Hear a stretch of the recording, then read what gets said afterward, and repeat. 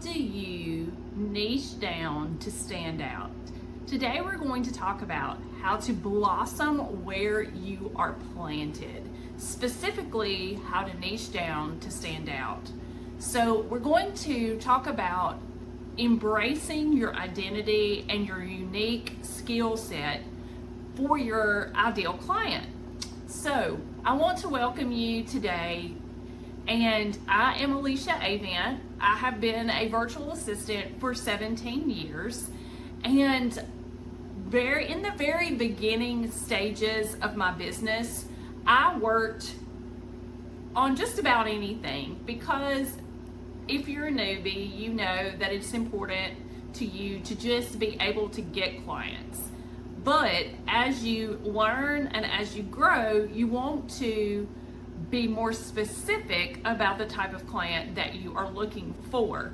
So in the beginning days of my business, one of the first services that I ever provided was as a ghostwriter. And I like to tell the funny story that I've written articles about everything from being a mom to men's eyeglasses, which is the strangest concept.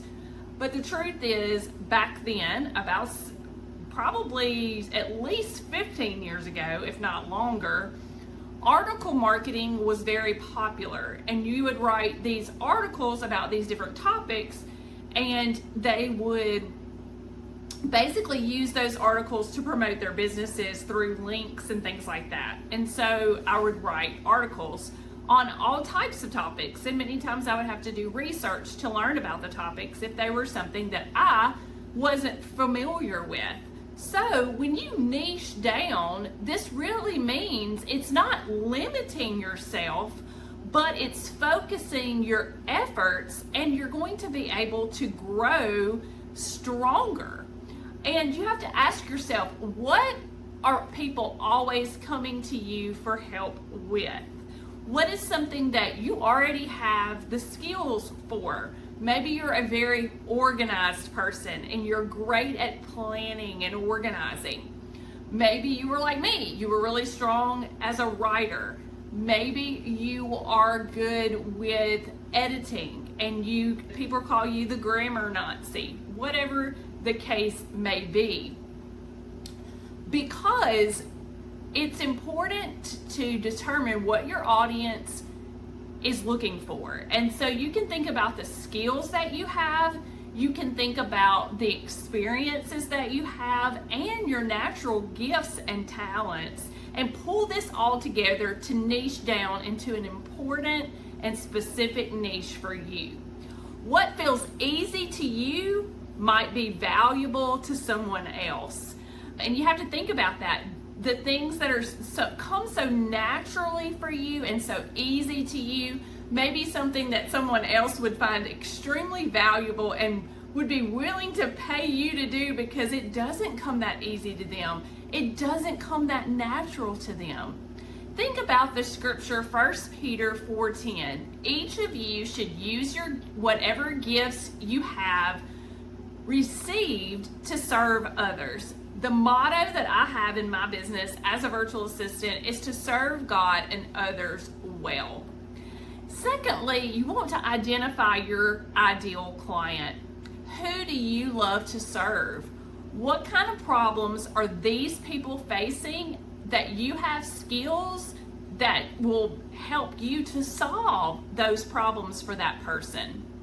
You can also consider the type of personality that you get along with very well, what values you have that you might appreciate your ideal client having, their needs and their goals.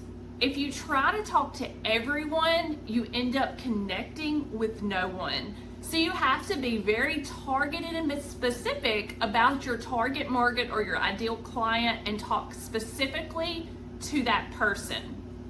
You're not going to miss out on opportunities by narrowing your focus. You're going to instead attract the right opportunities. When I focused in on helping Christian authors, speakers, and coaches, I started connecting with the people who needed me the most. And you've got to remember, your niche, it's not forever. You can grow and it can evolve and it can change along with you. So lean into your story, lean into your experiences, your natural bend and gifts, and let your personality and your gifts and talents set you apart. You do not have to be the loudest voice. You just have to be the realest voice. And always be consistent, be clear, and be personal, and that will make you memorable. So I want to challenge you. What is one step that you can take this week to serve your specific niche audience? And remember, I want to share this quote with you: progress over perfection. Growth comes from showing up over and over again. So remember, identify your skills, know who you're going to help, narrow your focus, and show up authentically. If you're ready to blossom where you're planted, start by embracing your unique path. Someone is waiting for exactly what you have to offer.